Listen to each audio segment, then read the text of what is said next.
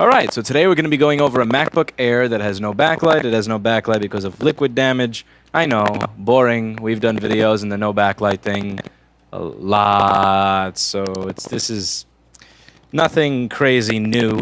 But let's just go over it anyway. So I'm going to get the multimeter in a view that you can see. Now the first thing that I like to do here, anytime that you have... What are we checking out here?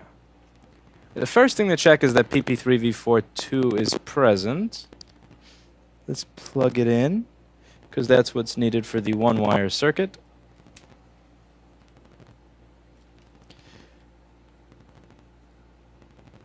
Which works. It turns on, so why am I checking PP3V42? And it dongs. Ah, it has no backlight. Alright, so first thing you're going to want to do, if you have an issue with... What is wrong with this? Let's see.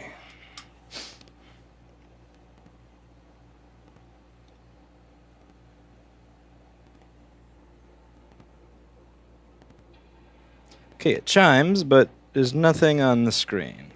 Alright, so the first thing that we're going to want to do is make sure that there is an actual image on the screen of some sort and that the screen itself is getting power. So let's go over that in the schematic diagram here. So I'm going to open a schematic for this board.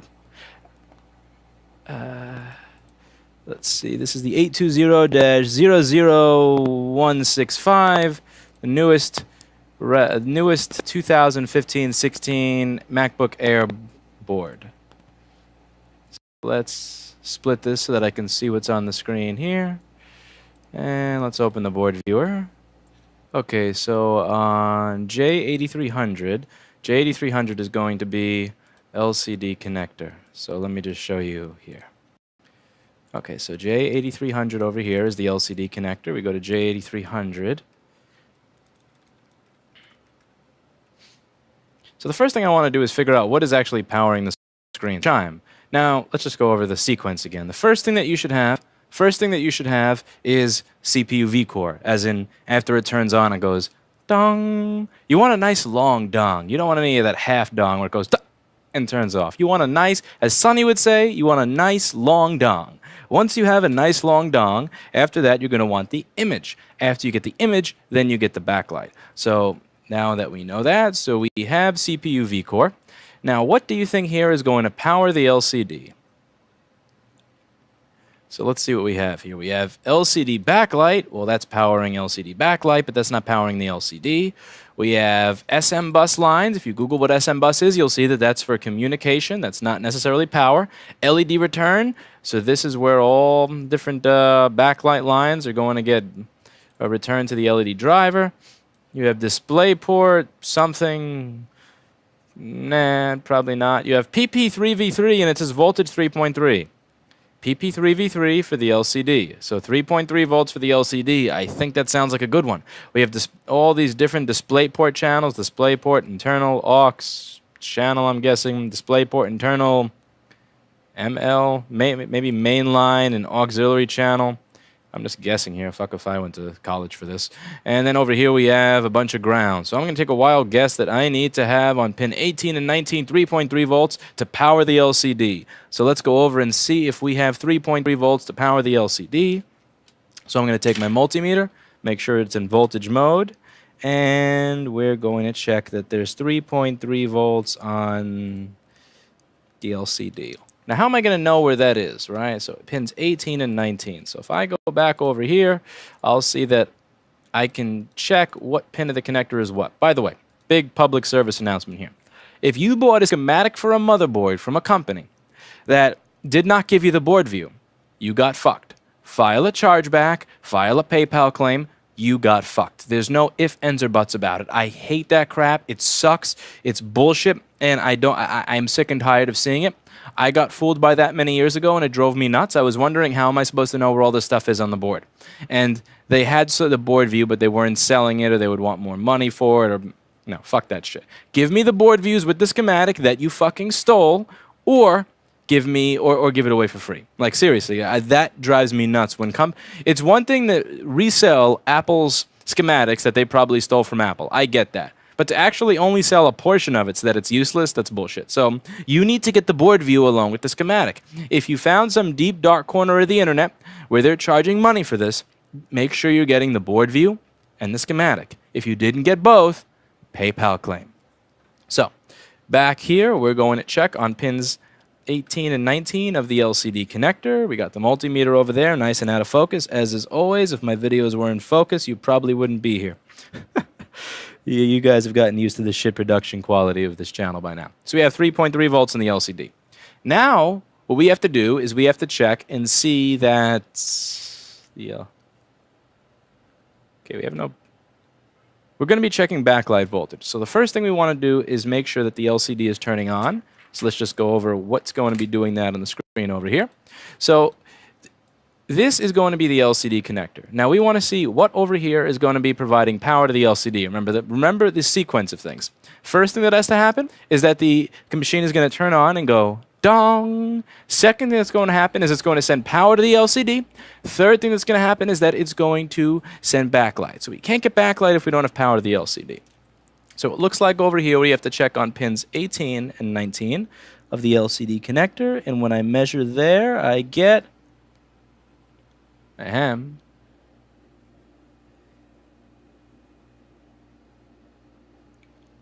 Wrong pin. Dumb. There we go. 3.3 volts. So now that we have 3.3 volts, we can move on to checking the backlight circuit. So what I'm going to want to do over here is I'm going to want to check on the backlight pins to see what voltage I'm getting, because different voltages will tell me different things. 0 volts or close to 0 volts will mean a break in the line, meaning somewhere in the backlight boost circuit, something is cut off, whether it's a fuse that's dead, whether it's a trace in the board that's destroyed, a destroyed component that's in line with the circuit. So what do I mean by in line? Let's just go over here and check this out. This is the backlight boost circuit. If you don't know how a DC to DC boost circuit works, do not pass go, do not spend $200, do not watch the rest of this video. Watch the video on how a boost circuit works, or else this is confusing. I break down this very confusing, convoluted mess into something very basic to understand, but you have to watch that before this will make sense. So, if there's a break, like the fuse is in line, the transistor is in line, the inductor is in line, the diode is in line, if anything here is broken, whether it's the line itself or the component, you will not get voltage. You'll get something really, really low. I know that's not happening because I have 20 volts. Now, on a working Mac Air, I get 25 to 27 volts. That's 20. So it's telling me that it's trying to do some boosting, because if you notice in the beginning of this circuit, the input of the circuit is PP bus G3 hot, right? And PP bus G3 hot on this model MacBook is supposed to be, let's see, PP bus, where does it say what voltage that's supposed to be? Does it? Do you tell me that, Apple? Are you going to be nice enough to tell me what that's supposed to be?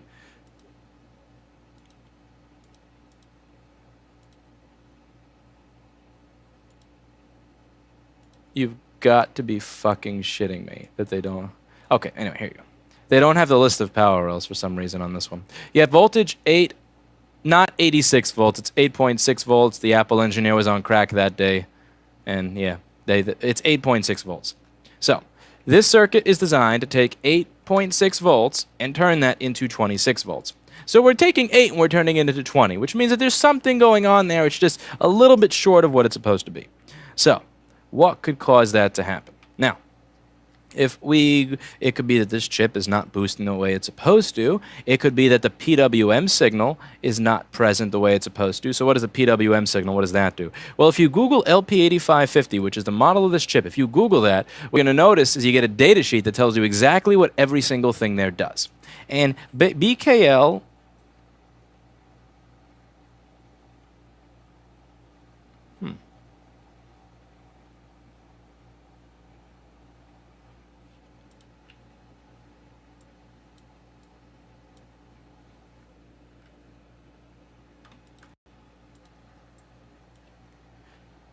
The fact that there's 20 volts means that there isn't a break in the circuit. So if you had a break in the circuit in any inline component, for example, Q7706 is in line. So this is the line. This thing over here is the line that you can probably barely see my cursor moving on at 1 frame a second here. And this is a fuse. So this is within the line. This is within the line. So I know that there's nothing that's going to be broken in line. However, If we go over to over here, and we see that we have 20 volts, then we have to kind of look for what is it that's causing it to not boost all the way. Why are we only getting 20 volts instead of 27? Now, if you Google LP8550, you're going to get a data sheet for it, and it's going to tell you that PWM is going to set the brightness. So you know on the MacBook, hey, you got the brightness button, you can hit the brightness button up and you get more brightness, and you hit the brightness button down, you get less brightness. The way that works is that on this machine, the CPU is going to send a signal, a PWM signal, over to U7701. The reason it's a CPU in here is because, remember, on the Haswell Ultrabook platforms, the CPU and the PCH are integrated into one. So usually it's the PCH sending the signal. Here it's the CPU sending that signal because the platform controller hub is integrated into the CPU. Here, backlight PWM is going to be a little wave. And the bigger the wave, or the bigger the pulses, then the more the brightness you get. The lower the pulses, the lower the brightness you get. So we can go and check that out right now and try to see what's going on. So first things first is I'm going to unplug some of this stuff so it's easy for me to access the bottom of the board. The backlight circuit is on the bottom of this board, which is a pain in the ass because it makes it hard to measure and troubleshoot shit.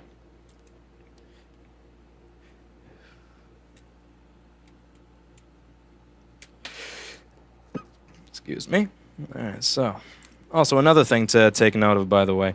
Sometimes if there's corrosion on the cable that goes between the DC in board and the board, that can also cause your no backlight issue or your voltage being a little too low. So you know when you close the computer, it knows that it's closed. It knows to go to sleep. It knows to lower the backlight brightness all the way down. It does that by asserting a signal called, actually no, not asserting, by getting rid of a signal called SMC_lid.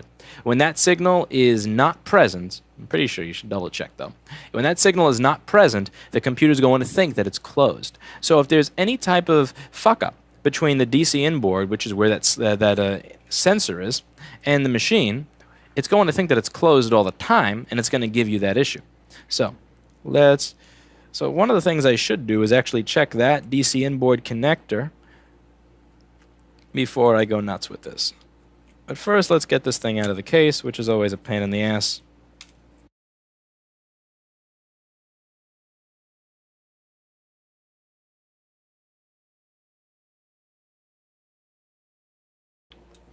Now, the connector itself looks fine to me. DC inboard looks fine to me. And let's check that flex cable. The flex cable looks good. I have no problems with this flex cable.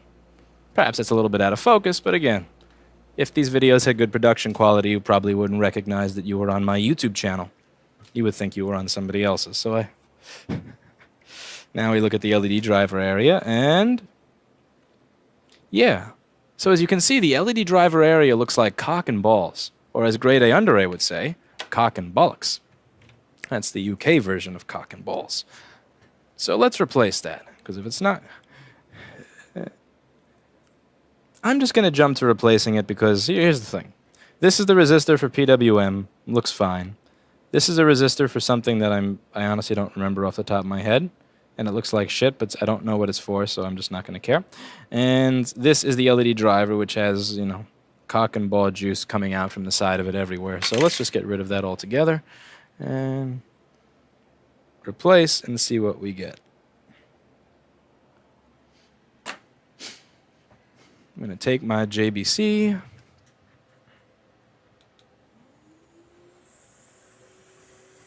It's on 82% air. That's a little high.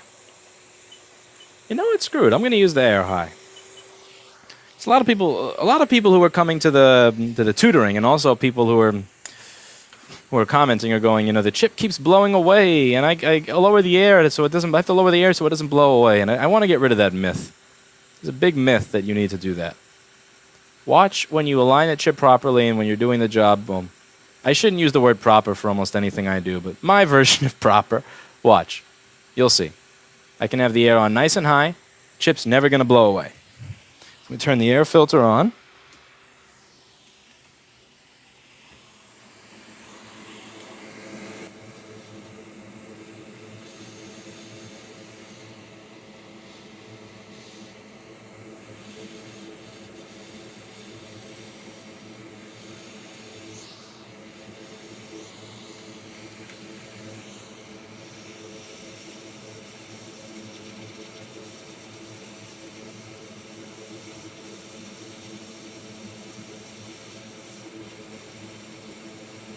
Looks like shit, doesn't it?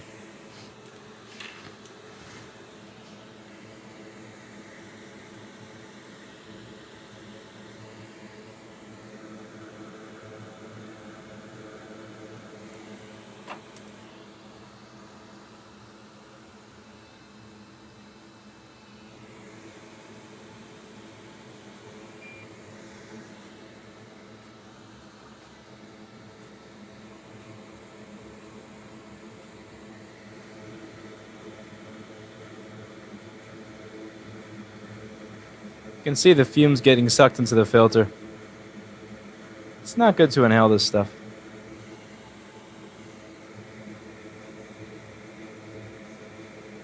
I'll touch up the end of my little resistor there.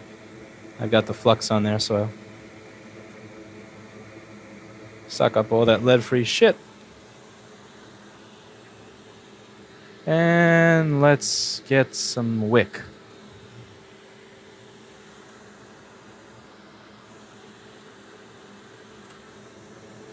The wick was directly in front of me before.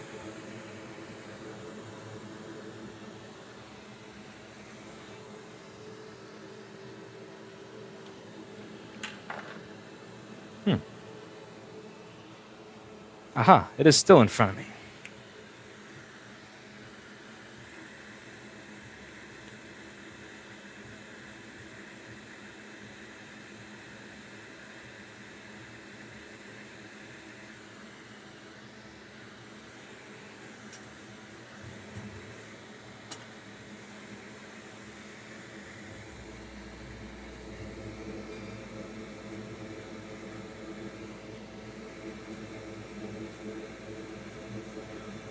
Now notice how I'm not pushing the wick around with my hands.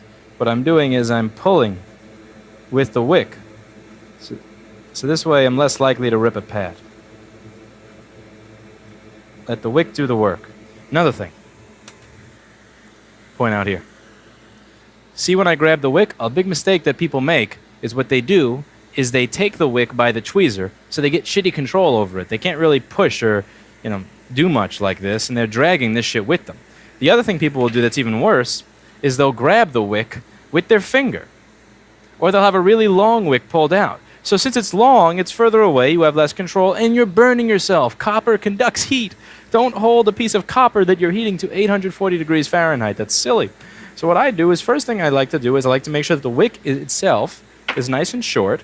And now that the wick is short, I'm going to have it, let's wrap it around here as much as I can. And then I hold it by the plastic.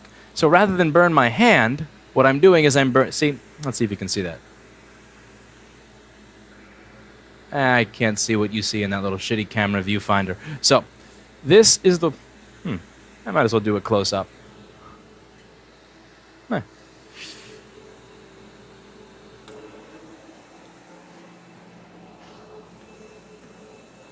Let's turn off face detect. That's some shit autofocus. Okay, how about this? Okay, this is the wick. Don't hold it like this. Stop focusing on me. There we go. You want to hold it like this. By the plastic. Nobody gives a fuck if the plastic burns. See these burns? See all this? See this? Burn, burn, burn, burn. That's all places where you would be burning yourself instead of the plastic. There's no reason to burn yourself. There's no reason to burn yourself when you could be burning a disposable fucking piece of plastic that you're going to throw away anyway. So stop that. Now.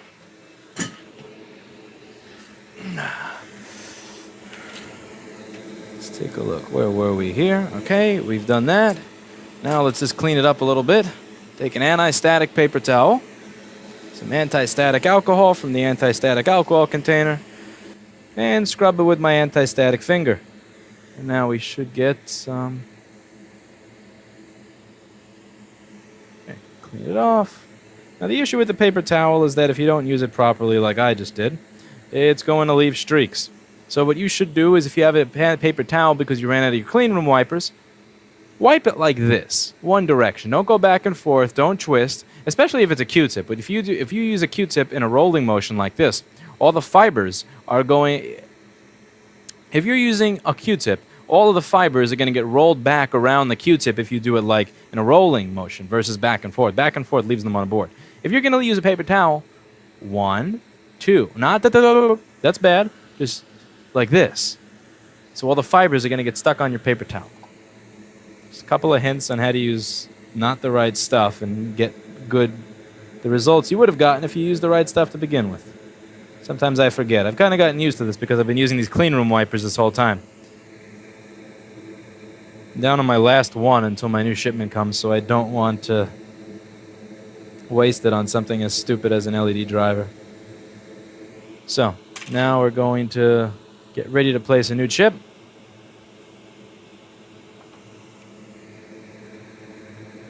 Let's just make sure there's no oxidation by the balls there. We would not want to be like Apple with their iPhone 6 Touch IC bullshit.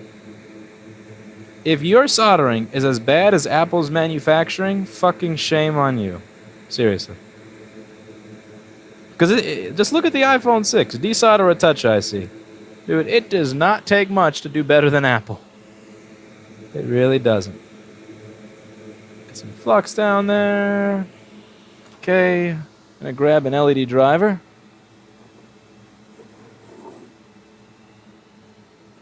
Oh, the new position that I got for this fucking drawer of my parts, it's put right where I can't access the bottom few drawers because of the desk being in the way. One of the issues of having a business in New York City is you have no room for anything. So let's get a new LED driver on there.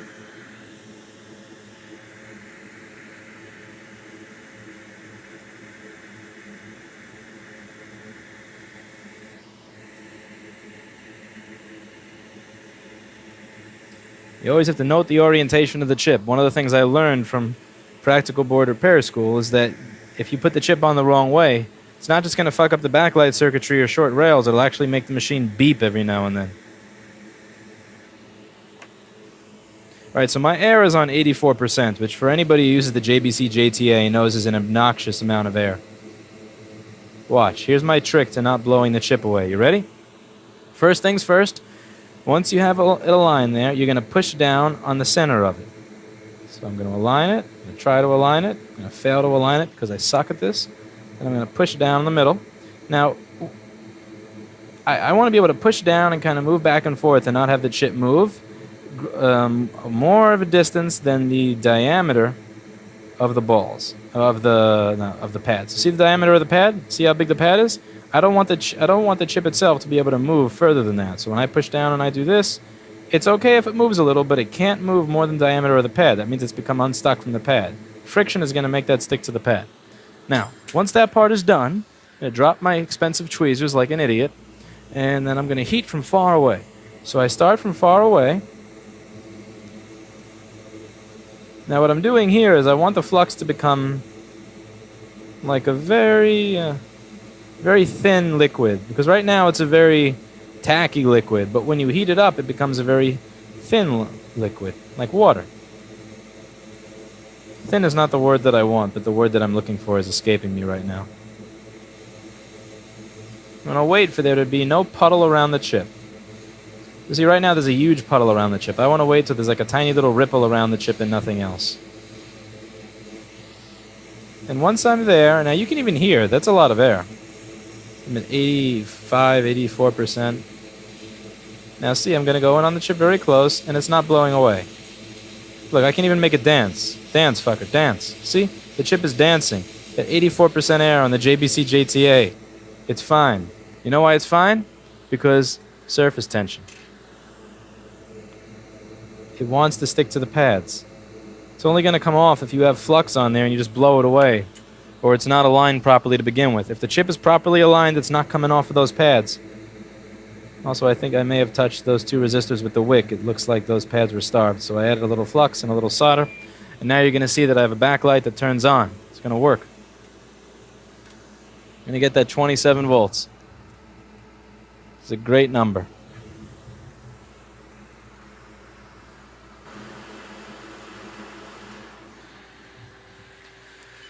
This stuff is noisy as hell. Noisy.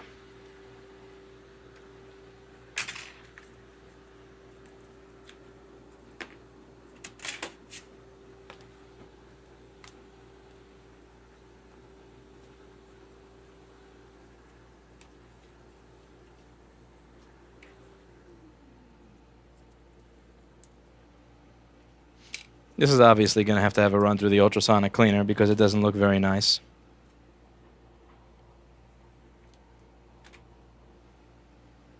Hello, display flex cable.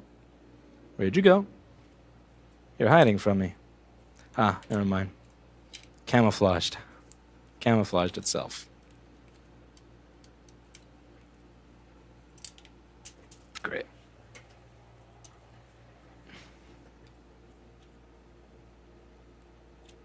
Take the cable.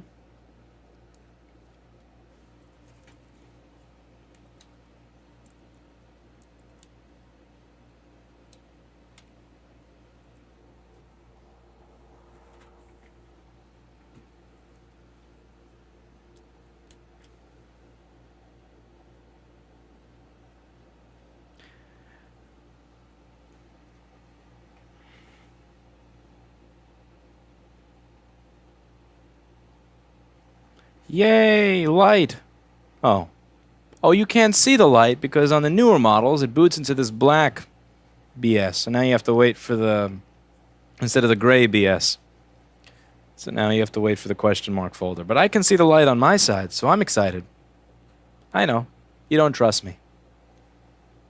That's fine. I'll sit here and wait for the question mark, which is going to take forever to show up because I didn't plug in the trackpad and the keyboard. Which means TS. Here we go. And that's that. As always, I hope you learned something. And remember, every single one of these machines, every single one that you get to work again, when somebody at the Genius Bar said it shouldn't work again, is money that's not going into Apple's pockets for purchase of a new device. It's also stuff that's not winding up in a landfill that's going to pollute the earth, and it's money not coming out of the pockets of consumers that shouldn't have. So it's all good stuff all around. I love making this stuff work again because every single time one of these boards works again, it's like a big middle finger to Apple Inc.